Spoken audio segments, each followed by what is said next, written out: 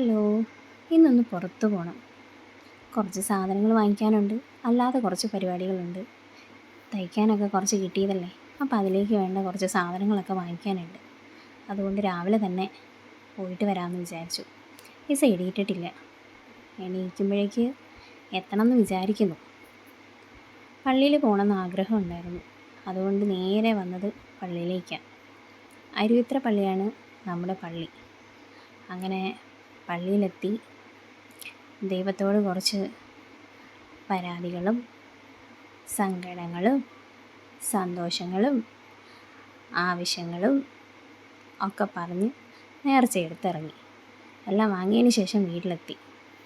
കുറച്ച് ഓർഡർ ചെയ്ത് കൊടുക്കാനുണ്ടായിരുന്നു. അതുകൊണ്ടത് ഓർഡർ ചെയ്ത് വെച്ചു. അനിയത്തി ഈവനിങ് ജോലി കഴിഞ്ഞിട്ട് വരുന്നുണ്ടായിരുന്നു.